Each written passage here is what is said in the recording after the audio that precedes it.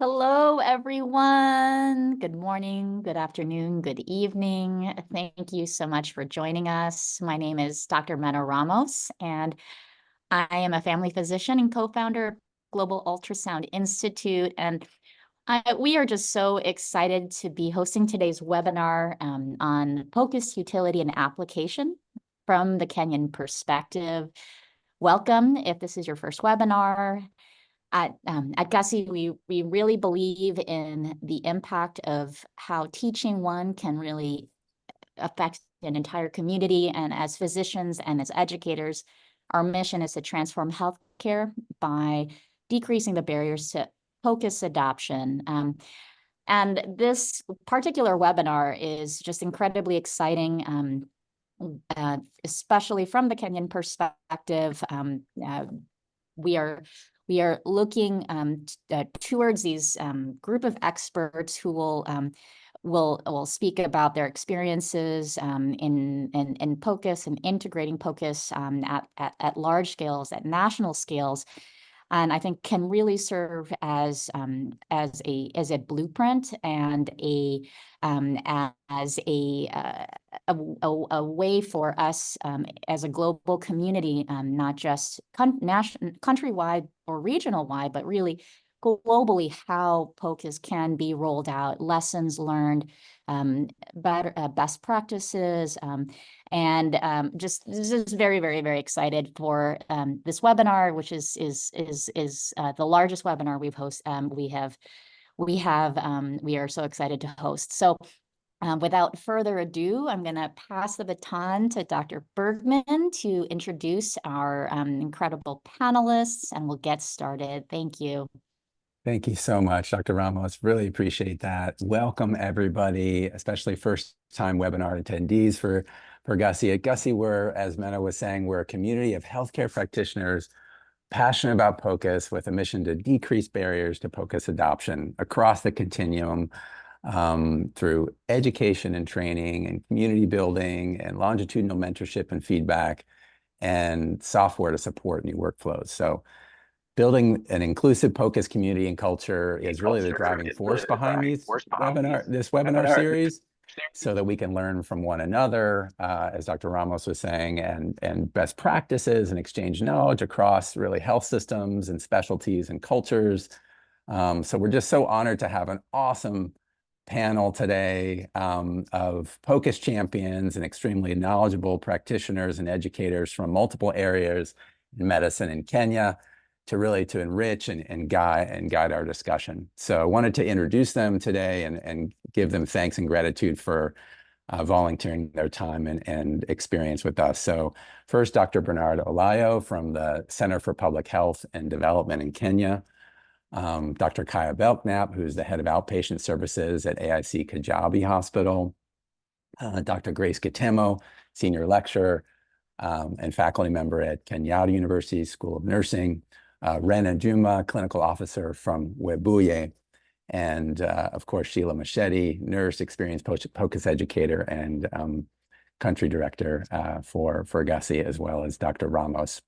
So just briefly, we're going to start with two brief clinical cases from Kenya and then move into a panel discussion. So I would encourage you to, if you have questions or you have comments or ideas or thoughts, please put them in the chat. We'll be monitoring the chat and bringing those comments and questions forward as the webinar moves on. So why don't we go ahead and start with Dr. Belknap. I think you wanted to present a case for us. Go ahead. Great. Good evening, everyone. Good morning, some of you.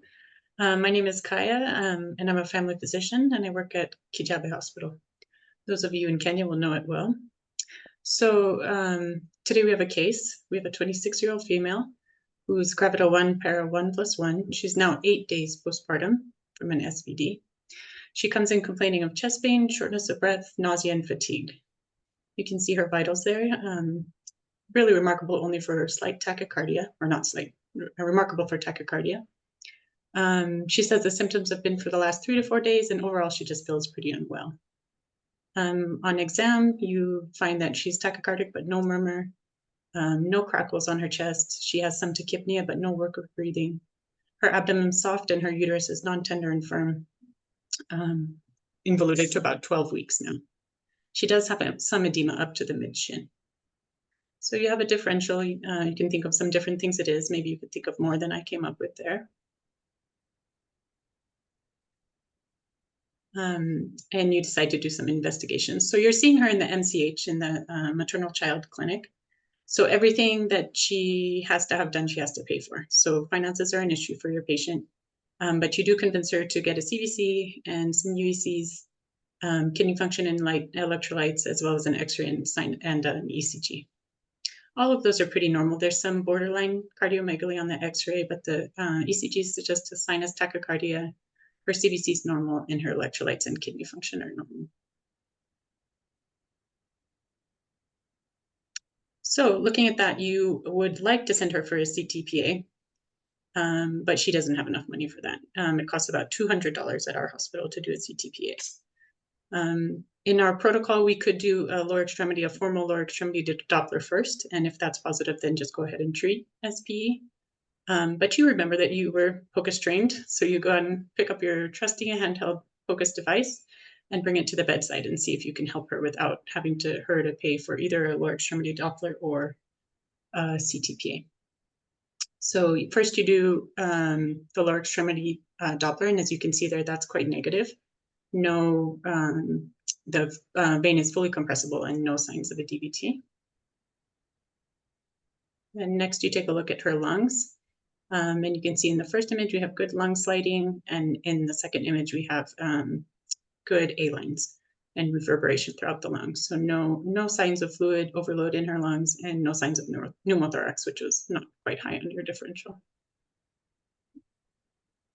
And then next you take a look at her heart, and you can see that the right side of her heart is really quite much bigger than the left side of her heart, which is not normal. And you can also see that the septal wall of the on the right side is kind of akinetic. It's not moving as it normally should. So this points you more towards PE in this situation. If it were a postpartum cardiomyopathy, you would expect the entire heart to be dilated and there to be a very low ejection fraction, which you don't see here. Looking at her IVC as well, you can see it's quite compressible, not giving you signs of fluid overload at this time. So putting that all together, you would think that PE is the most likely thing on your differential. So you can go ahead and start treating her for pneumothorax, PE. Anticoagulating her, you would probably want to admit her given how sick she looks.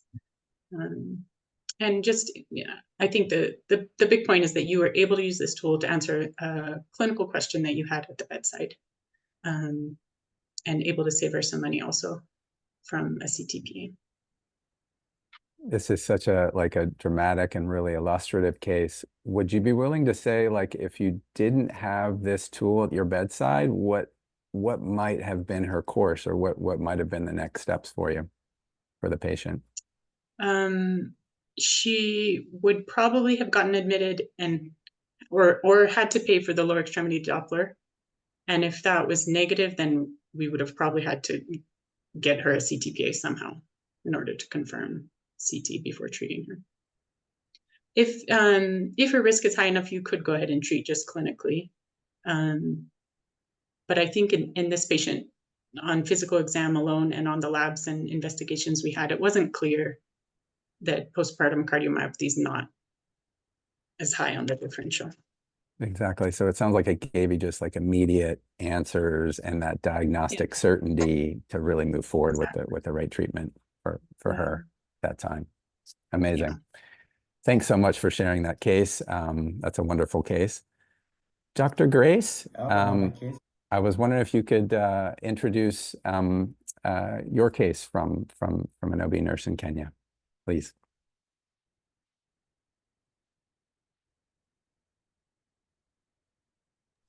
Thank you, Kevin. I'm presenting a case of one of the nurse midwives working in one of the facilities, the lower level facilities in Kitui County.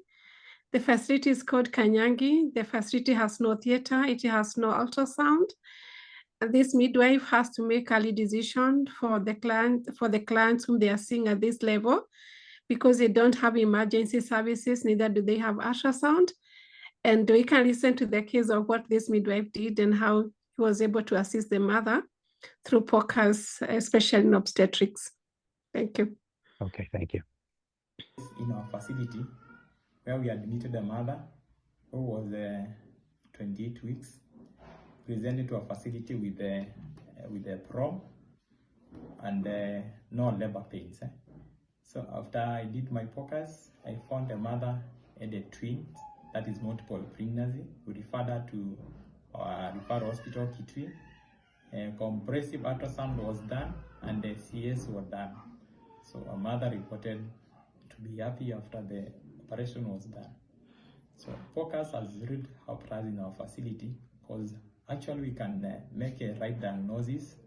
If there is need for referral, we do referral, reducing the number of mortality and complications to our mothers. Thank you. Thank you. Excellent. Thank you. Thank you so much for that and for sharing that case. Well, these are I think really excellent examples about the power of point of care ultrasound and the impact that it can have on decision making and patient care in Kenya. And it's certainly not just limited to more obstetric cases, as is more traditionally thought about point of care ultrasound, but certainly heart and lungs and abdomen and trauma cases with the FAST exam. So there's no limit to what's possible. And I guess I wanted to ask the panel the first question just about what was your kind of first impression about point of care ultrasound, maybe even before you learned it or when you were just starting to learn it, like some initial impressions and maybe a little bit about how that changed through your journey. Yeah. Dr. Kaya, did you want to start? Sure, I would love to. So I think the first time I heard about POCUS, I was really excited because I saw that you were using a tool at the bedside with the patient really engaged, being able to show the patient, this is your lungs, this is your heart, this is your liver, showing them when there was pathology, showing them when there wasn't. And then also knowing that I wanted to work in a low resource setting where I wouldn't have access to diagnostic tests or imaging all the time, and that this was a tool that I could use to answer questions and make diagnoses on the spot. I think that really made me really excited about it. Amazing. Renan, thank you for joining us. Did you want to share a little bit just on your side as a clinical officer in Kenya about some of your first impressions of point of care ultrasound?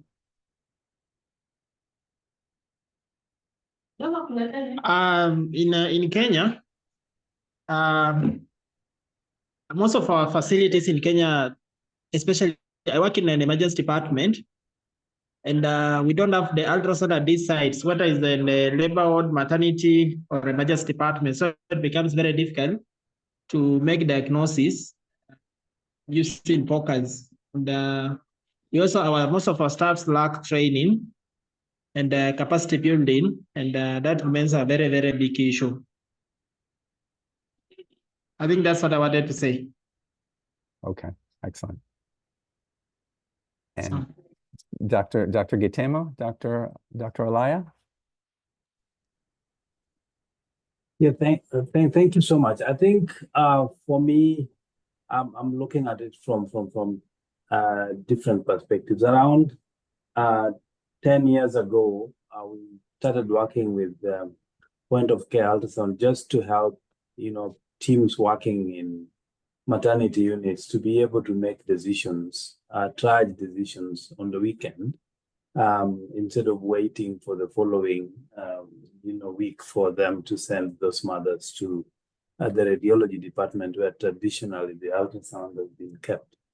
And I've seen the evolution quite rapidly in Kenya, where now you have very many different applications as discussed here.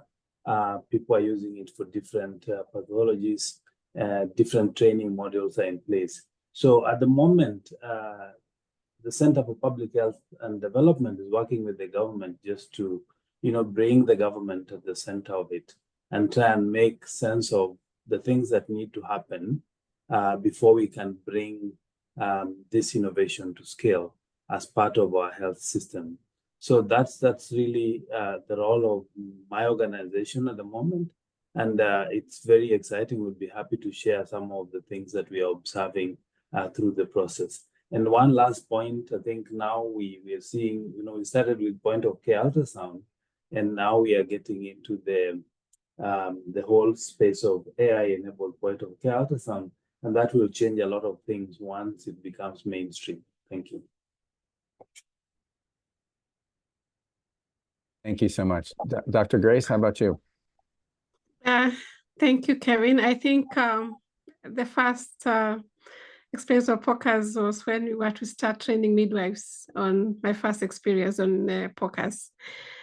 I think it was very challenging considering this is the first time it was being offered, especially on that scale in the country, where that we would train midwives at the lower level facilities on POCUS, and they're able to go and provide the services. And we didn't know exactly what would happen when it goes there, especially where there was no ultrasound. And the most impressive issue about POCUS is that midwives are very excited, and especially to make an informed decision on POCUS, especially to refer patient very far, especially in those areas where they take so much time for them to refer a patient, and there's no transport, and they have to refer a patient very far. And one exciting thing is that when we were doing the review, especially collecting the data, it was very interesting to hear what midwives were saying. So I was very excited to know that POCUS would help the midwives, and they would actually use it. I was actually concerned and wondering, they able to use POCUS, but we have found the midwives so excited, able to make prompt decisions to refer mothers, especially they're able to find breech. One midwife actually told me, since we introduced POCUS, they have not had a fresh stillbirth in their facility, and this actually showed that POCUS has actually impacted practice here especially in lower level facilities. Yeah. Thank you. Thank you very much for that, and that's really, really exciting. And I think you have some really impressive data forthcoming from the project that you've been working on. So congrats on that, and we really look forward to seeing it. Maybe along those lines, in terms of like practice change, could you maybe Dr. Kaya, like how has POCUS changed your day-to-day or your clinical practice at your hospital in Kenya? I think it changed in, well, it's hard to say because when I did my training with POCUS, so I haven't really had a practice without it. But I think it really helps in terms of time management. Sometimes sending a patient to the lab or for an x-ray could take a few hours, whereas I can just go grab the POCUS machine and come and take a look and have an answer in a few minutes. So that's one thing. I think it's also really, really good for teaching. I think we do a lot of teaching at our hospital, and it really helps to show the trainees and kind of to solidify the pathology and the clinical case for them. I think that's a really big thing that it does. And then just kind of what I was alluding to earlier, just getting closer to your patient, being able to also show the patient what's going on is, I think is a big change as well, or a big thing that it offers. Thank you very much. Renan, how about you from clinical officer perspective?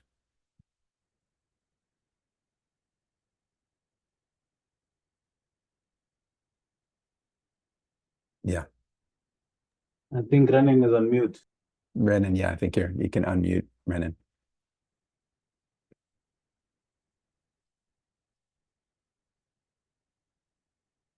Okay. And how about yeah, Dr. Olayo, anything on that topic from like more of a... Okay, are you able to hear me? Sorry. Yes, go ahead, Renan, please. We were just asking. Me? Yes, now we can hear you. Just asking how this has using POCUS has changed your practice and your patient care in Kenya. as a clinical? Okay, I think POCUS has had a very great outcome for most, has brought about great outcome for most of our clients. For those who have done the POCUS, to be able to make a diagnosis and be able to manage patients in good time. So as I said, I work mostly at the emergency department, and mostly I deal with trauma cases, of which POCUS is part of the investigation that we're supposed to undertake, especially for patients who have had major injuries.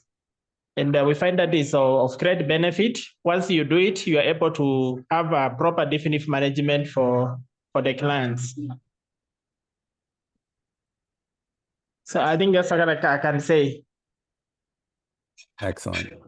Excellent. Thank you so Okay. much. And would you all be willing to kind of just offer some more like information about like what are some unique challenges or the realities of the Kenyan healthcare system or of your clinical practice in Kenya that really makes POCUS particularly valuable to you?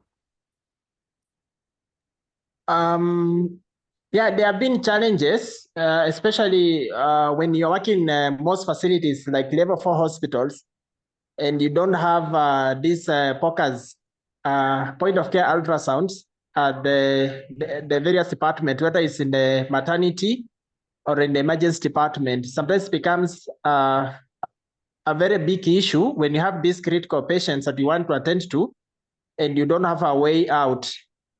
Systems of government have not supported so much in trying to establish like these critical departments to have point of care ultrasounds so that they can help us in management of these particular clients. And that now remains a very, very, very big issue. Because as a practitioner, you want to be there and offer service with the necessary equipment that are supposed to be there. And now, because most of our setup is government sponsored, government institutions, and when the government doesn't provide, it becomes a big mayhem. That's the extreme challenges we face here in Kenya. And then also in terms of cost issues, most patients maybe cannot afford to pay for all these particular aspects of POCUS, and so it still remains a very strenuous issue. And so what? Yeah. Go ahead. I think you were going to offer something, Dr. Kaya. Another thing is in most of level 4 hospitals, because they can handle most of the emergencies, the capacity building and training is also a big issue, because in the college or in the universities, most healthcare workers were not trained on issues of POCUS. So it's supposed to be an in-service training. And because capacity building and training aspect is not much across most institutions, so it also leaves a vacuum in terms of knowledge on how to use the POCUS ultrasounds. I think that's a really critical point. This is a skill that many did not get earlier in their training, and so needing to learn it on the job. And so the issue of appropriate training and education is absolutely critical. Maybe I think maybe Dr. Grace or Dr. Kaya, Dr. Bernard, if you wanted to comment on that aspect of things, both on an individual level and more systemic level. Let me try and comment on the systemic level issues that we've come across, and then maybe I'll pass it on to my colleagues. One of the key issues that came up as we looked at different programs across Kenya is that there are many training programs, but they are not standardized. So different groups are training for different durations and different trainees coming in. And so when you're thinking about bringing this to the government for adoption and scale up, then that becomes a barrier. Because governments tend to want to work with things that are fairly well structured and organized. The other challenge that we come across is, medicine is very regimental. So there's a lot of pushback, not from outside the medical field, but from within the medical field sometimes. When, ultrasound, sometimes it depends on which country, it's owned by different individuals. And when you try and train people to use point of care ultrasound, there's a bit of fear or pushback from established standard ultrasound practitioners, thinking that this is going to either lower standards or take away their work, and we get that a lot. So that's something that I think, as we are thinking of adoption, we are bringing all these folks around the table to try and understand the place of POCUS, and that it doesn't really stop you from doing your standard ultrasound work. So those are the two big issues that I think I've seen from a systemic point. Thank you. Thank you so much. How would you, Dr. Grace, Dr. Kai, how would you respond to especially the part about point of care ultrasound versus traditional ultrasound? Maybe I can talk about especially providing POCUS in lower level facilities, because we have been training midwives at the lower level where there was no ultrasound before. And you find that most of these facilities actually don't have the resources to provide the gel, because initially it was not part of the services that were being offered earlier on. So allocation of resources for gel, for towels, becomes a challenge, because government resources are allocated according to the needs of the facility. And being a new service, you find most of these healthcare providers also lack the gel. At the same time, you find that the handheld devices are not cheap, so most of the facilities also are not able to get the service. So you find, for example, in our project, we sampled facilities, and you find some other facilities would like to have the services being provided in their own facilities. And because of the handheld devices, which are not being procured by the government or the county government, this also becomes a challenge. The other one is the resources, the human resource. These facilities, most of the time, they are offered by maybe one healthcare provider offering all the services. They have to see mothers in the ANC, they have to see mothers in maternity, and even providing immunizations. And if this particular nurse offering POCUS, sometimes it's a very big challenge because of the balancing of the many services they have to provide. So workload has also been a challenge as far as me providing POCUS to all the mothers who come to the facility has also been a challenge. Yeah, thank you. Yeah, Dr. Kaya? Yeah, maybe I can speak from the non-governmental system in Kenya. So I work in a faith-based hospital, which is considered a private hospital, but still much cheaper than the normal private hospitals in Kenya. But I think still having patients or patients having enough money to do investigations that you might require of them becomes very tricky. So a lot of times they might have enough they might have enough money for the consultation, maybe a lab or two, but getting them to do imaging or a series of labs becomes quite tricky. So I think that's where POCUS really comes in our facility, to try to use it to help answer those questions without having to do a lot of investigations. Sorry, lost my train of thought. Oh, and then I think the other point I wanted to bring up was access to the machine. I think that's a big problem that we run into a lot. We have one machine in the outpatient setting. We had one in casualty, and the probe was dropped and it broke. So we no longer have access to that machine. Now we only have one handheld device that we're using between all the different departments in the outpatient. So that includes MCH, OPD, the casualty. So we have to keep it locked up. So when it's locked up, it's hard to access, and thus it doesn't get used. And when it's not locked up, then it might go missing, or it might be not well cared for and get broken like the one we had before. So I think that becomes a big issue. There was probably something else, but I'll think of it. Yeah, no, really appreciate that. And definitely there's certainly challenges for the resource and acquiring the probes and having access to them is really important, like security wise as well. I think it's worth kind of pausing for a moment on the difference between point of care ultrasound and traditional ultrasound. Because in many cases, especially as Dr. Grace was alluding to in the rural areas and primary health facilities, it's the difference between being able to make a decision with a history and physical exam and adding in a bedside ultrasound to that decision making just to get so much more information at the bedside in real time. And it's not even necessarily feasible. There's so many barriers, economic and distance and transportation and otherwise, that the patient maybe is not going to end up getting referred for comprehensive ultrasound until much later. I don't know, Grace, did you want to speak to that in terms of some of the data and the outcomes from the work you're doing?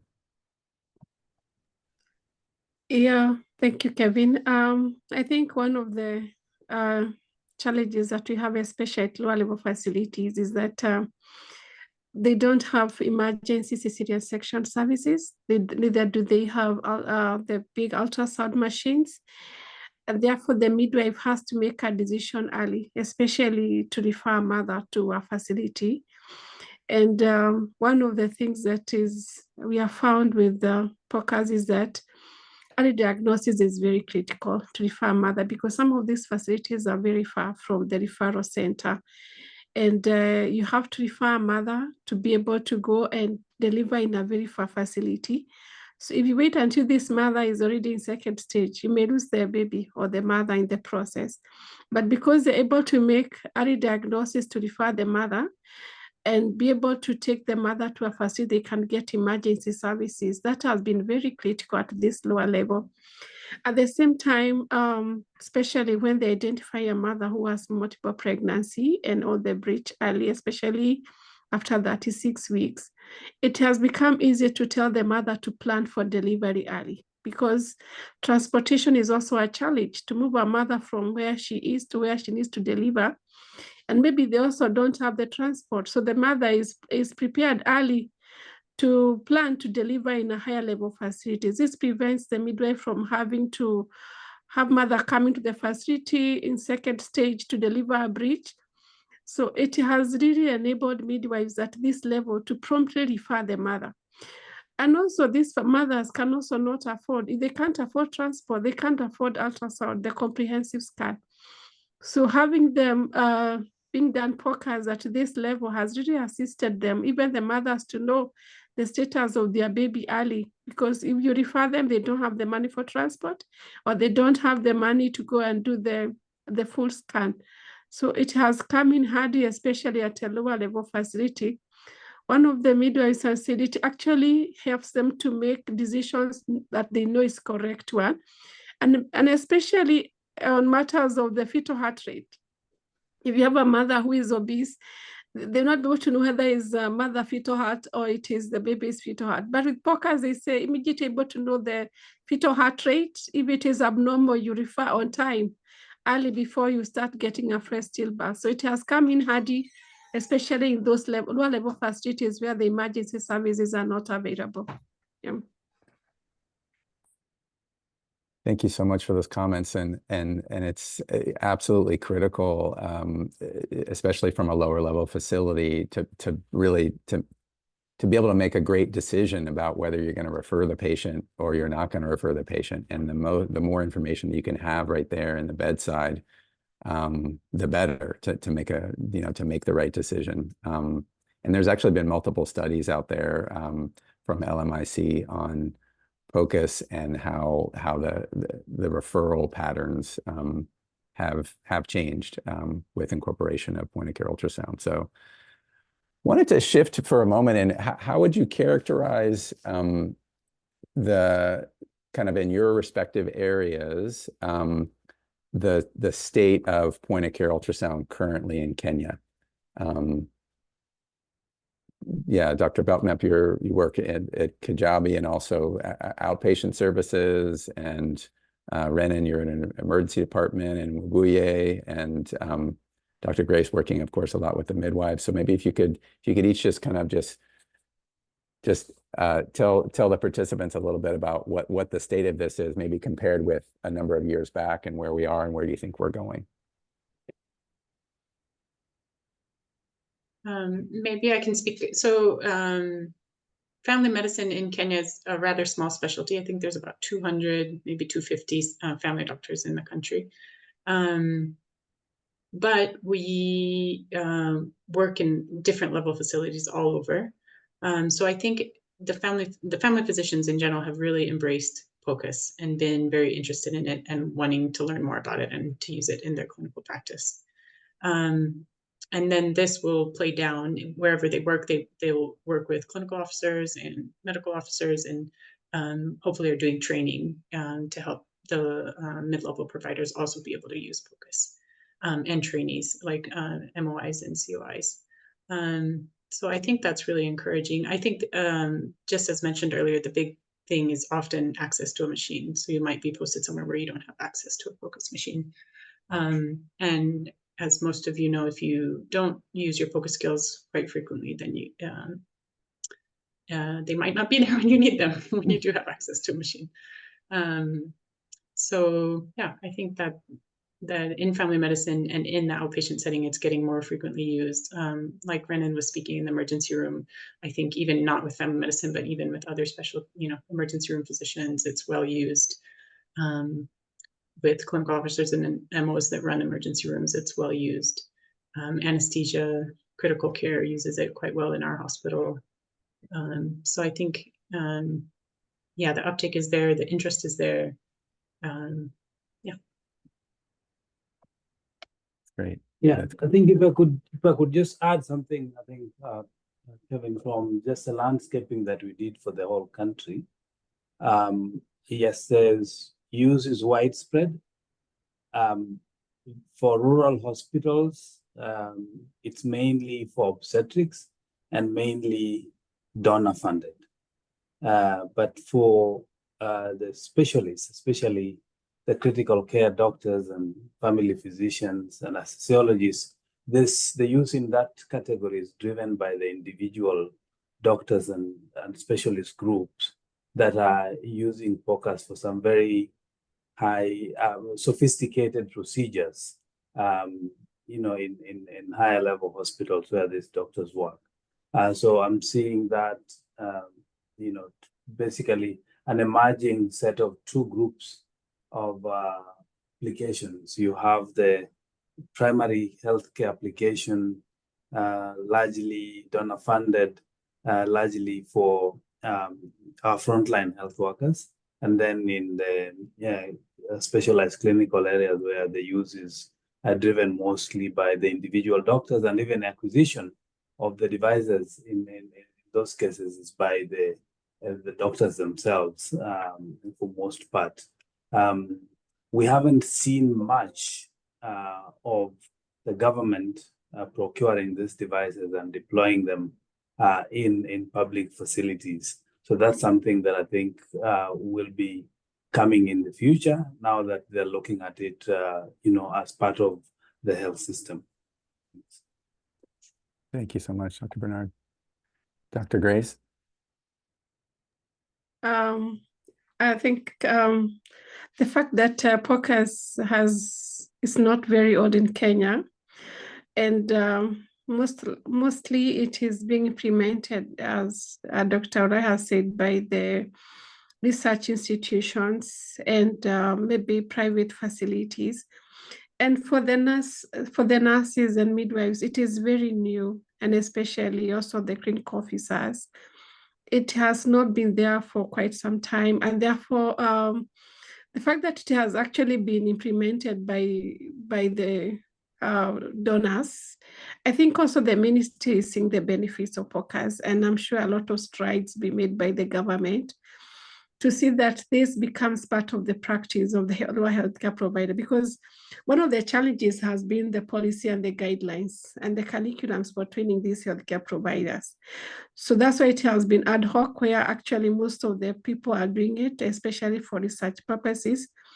But I think the benefits through research, through publications, the government is seeing the benefits. And even where we are working, the county governments have actually seen the benefits of POCUS in those facilities, and helping the lower level healthcare providers to make decisions. It is one of the key components of delivering quality healthcare. So we are seeing a lot of interest now with the government, and I'm sure Dr. Olayo would allude to this, that we are seeing efforts now to see POCUS being allowed at the lower level, and the development of guidelines to be able to help the rollout of POCUS in the country. Yeah. Previously, it was very hard for a midwife to be able to do POCUS, but now it is becoming possible. Yeah. Yeah, the new guidelines, the draft guidelines that the government is developing actually allows midwives and frontline health workers to use POCUS. So all the previous fears that were there about regulations and standards, I think, have been addressed through this process. That's amazing, and that's extremely exciting, and that's, I think, why we're all here, is to try to improve patient care and outcomes and really move the needle, and POCUS is gonna be an important part of that process. Dr. Ramos, any comments or questions that you wanted to bring forward from the chat? Absolutely. Thank you all for your comments and thoughts. I actually wanted to, I think a question from the chat that kind of goes along with some of the comments from Dr. Olayo and Dr.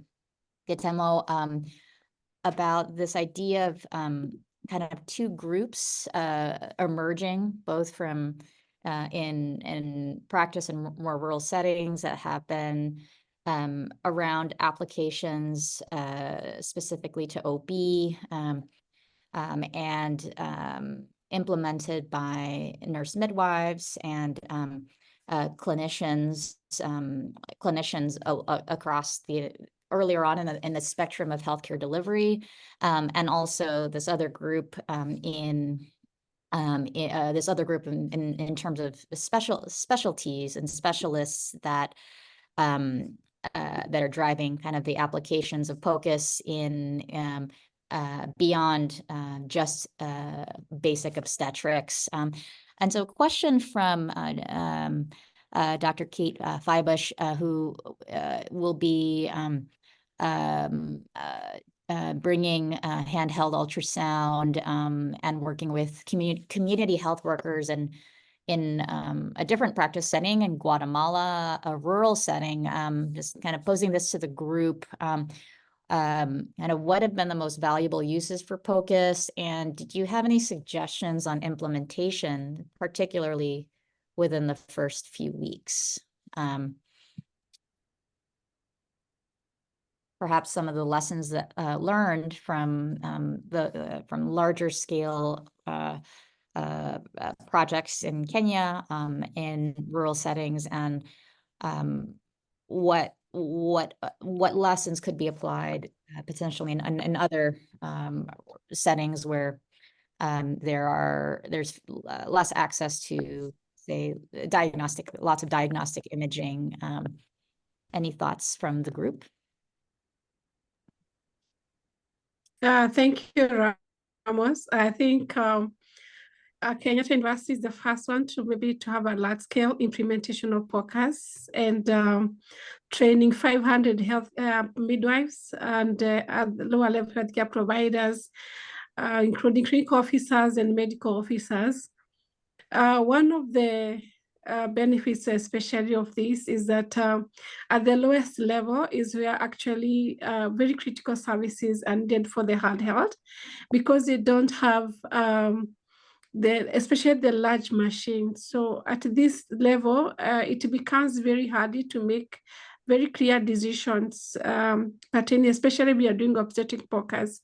So one of the key requirements is training. Training at this level is very important. And equipping them with the necessary skills and knowledge to be able to use POCUS is very key. So our healthcare providers are trained for 5 days, and they went to provide services. And one of the things that we did after 6 months was to evaluate, to determine what is it they were experiencing. And we noted that one of the key requirements for this continuous provision of POCUS is support, supervision, and mentorship. Mentorship is very key, because these healthcare providers are providing services alone, maybe in one facility, and they need to consult somebody who is more skilled, especially when they are making decisions.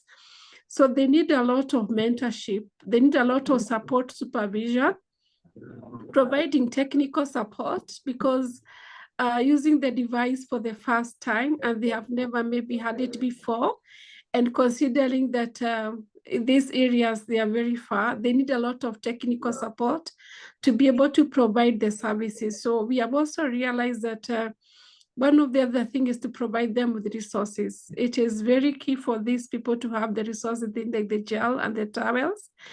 And one of the areas that we bridged the gap was to give the washable towels, not the disposable ones, because sustainability is a challenge. So providing them with washable towels to provide POCUS was very key to ensure that this consistency provision of services. So key things that we learned, lessons learned, is that there's need for mentorship, there's need for support, supervision, and there's need for provision of resources, and even continuous update of the on POCUS, especially having modules to refer to when they are providing the services. Because as you said, if they're not continuously provided, the skills may go down. But if they have access to modules they can be referring to, access to online support, it can ensure they continue to provide quality POCUS services. Yeah, thank you. Thank you, Dr. Grace. Yeah. Couldn't agree more with everything you just said right there. Incredibly important to have the support, the scaffolding, the mentorship, feedback, to ensure that they're, just giving them the resources that they need to be successful. Because there's so many questions that come up, right, when they're performing scans, and so it's really nice to be able to ask others who are further down the road and know a bit more for help. Dr. Kaya, any kind of lessons learned on your side for maybe some of your learners or registrars? Yeah, I agree. I agree with Dr. Grace that mentorship and supervision is really key. I think starting with something like OB, POCUS, or maybe the FAST would be a good place to start. Just something very basic, and then doing a lot of repetition of it so that it really sticks. And then for them to have some way to ask for support even after you leave would be ideal. Given there's something we heard from the obstetrician that I thought I should share. No matter who you train, they are going to be part of a system. So if the person above them doesn't have similar skills, then they're not able to, there's a bit of, they cannot provide the support that is needed. So ensuring that whoever the lower level health worker will be referring the patient to has the necessary skills to understand what they did, but also to provide support if they're not able to make a decision on their own and they want a second thought, is something that, if the resources allow, the training should focus on that as well.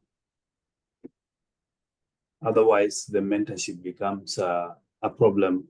They don't know, and in medicine, you don't really confess easily that the junior person knows a skill that I don't have, and therefore it becomes a bit of an awkward relationship in the health system. I think that's an excellent, really an excellent point, Dr. Olayo, and we've seen that time and time again in multiple different contexts and countries where we've rolled out POCUS programs and training, that it's really essential to, like, at each stage of the care that's provided in that health system, that there's at least familiarity with POCUS and there's kind of cross training. And it's with the connectivity and mobility and portability of these devices, it's now really quite easy to like see a patient in a primary center, do a scan, and then send that scan to that referral center to the consultant there so that they're aware of what's going on with the patient.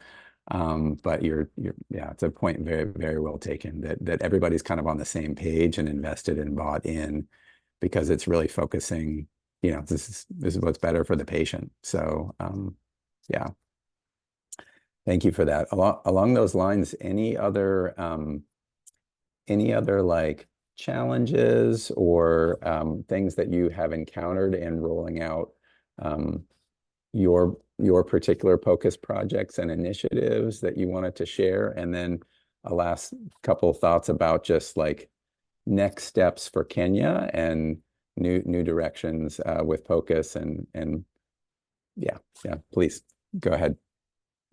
Dr. Grace. Thank you, Kevin. I think one of the key areas that the key challenge that we find for future sustainability of POCUS is that as Dr. Allah has said, in the facility, there are so many people working in that particular facility. And the other one we have seen is that most of them want to learn POCUS. And there's a lot of on-job training, and especially for those who are providing at the same level, midwives at the same level. Everybody wants to know POCUS. And on-job training is one of the areas we have identified. It's really coming in as a way of training others to provide POCUS. And therefore, it's very key to have somebody who is highly trained and skilled to be able to support them, to be able to know exactly what it is they have learned.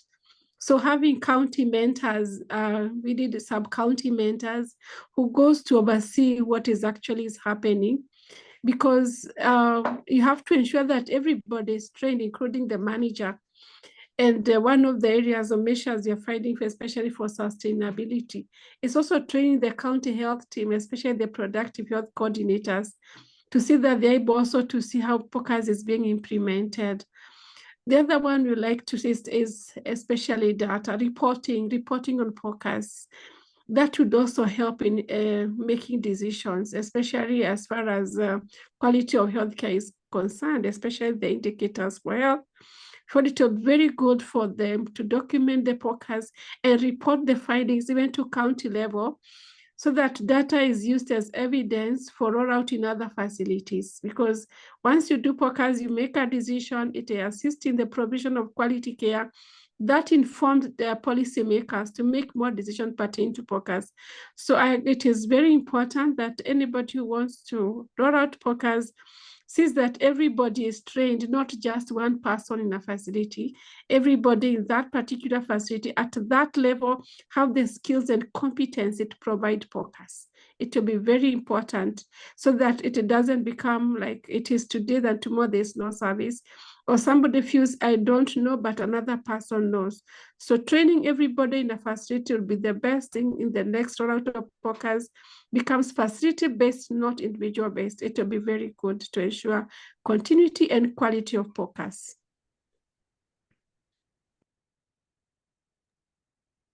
Thank you so much. No, go ahead. Yeah. Oh, Dr. Alayo, were you going to add on to that? Yeah, I think I just wanted to, confirm that there's a process around the Ministry of Health right now to mainstream point of care ultrasound in the Kenyan health system. The standards for training being developed, guidelines, everything, including the health financing aspects of it. So I would only, and many of the partners on this call are already well engaged in that process that our organization is helping to coordinate. So I would just invite everyone to be around the table so that, your contribution is captured as we, frame the case for Kenya's for future POCUS in Kenya. Thank you so much. Wow, it's incredibly exciting what is happening in Kenya. And to the audience on this webinar, we have medical professionals across the entire continuum of care. I'm just looking at with representation, not just from Kenya, but really globally. Do you all have any thoughts or lessons or advice that you would give to catalyze this process to get to the national level? I think, you know, Kenya is one of the very first to really be standardizing and incorporating POCUS in terms of national guidelines and having very conversations around health financing, et cetera. But to get to those levels of those conversations at the national level, at the Ministry of Health level, what steps need to happen, say for our colleagues here representing countries from all around the world, where the conversation has not yet, the POCUS conversation is not yet at the Ministry of Health level. How would you advise them to get there? What is needed? What kind of advocacy, what strategy? Because I think that's the big question is, you know, looking at your experience, turning to you all in Kenya as global leaders now in POCUS, how do we catalyze this movement towards that national conversation?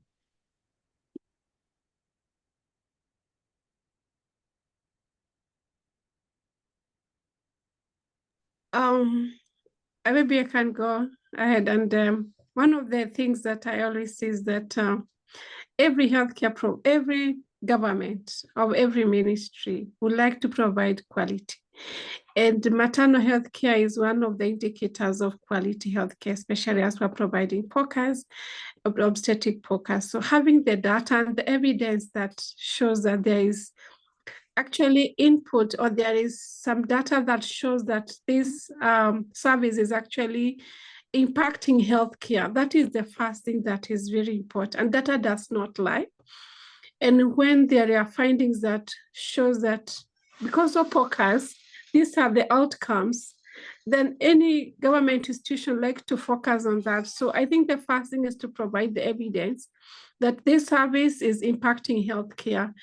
And once they see the impact of this service, especially clinical decision-making among the healthcare providers in improving maternal and newborn health services, because sometimes I always say in healthcare, it's not the numbers, but even that one person who actually is impacted by the healthcare and is able to provide good care, the mother and the baby recovers. That is a very good report.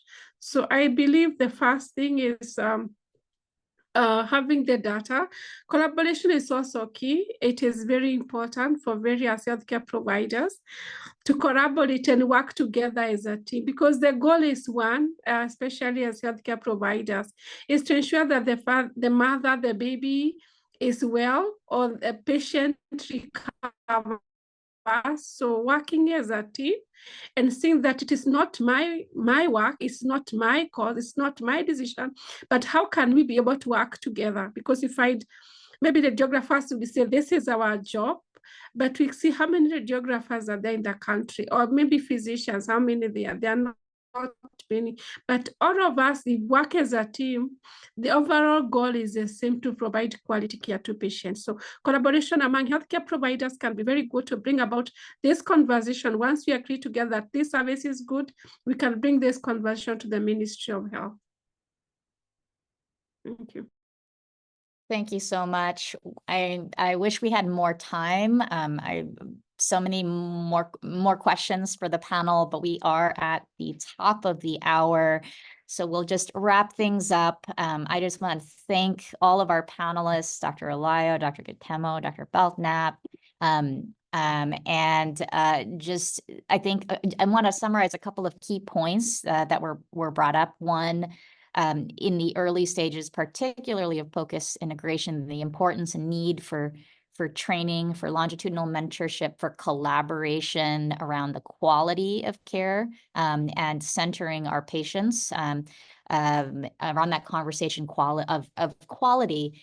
and that the need also to scale that to bring that to the national level requires collecting of data and evidence in order to move that conversation forward to hopefully establish guidelines at a national level and really buttress and build the systems-wide support that are required to have. I really love how you phrase that, Dr. Kitemo. It's not POCUS just for today, but also that it's available for tomorrow. So really strengthening health systems and approaching it from a team-based approach. But certainly there's so many more exciting directions that POCUS is going in with new technologies, AI enablement that Dr. Alayo mentioned at the beginning. I wish we could have another conversation about that. I think stay tuned for another webinar on how that can be implemented and scaled. But just wanted to really thank the whole panel here. If any of you have any last a few words before we close, I wanted to open it up and then we will close. Any last 2-3 words for the group, for this global group of POCUS passionate people?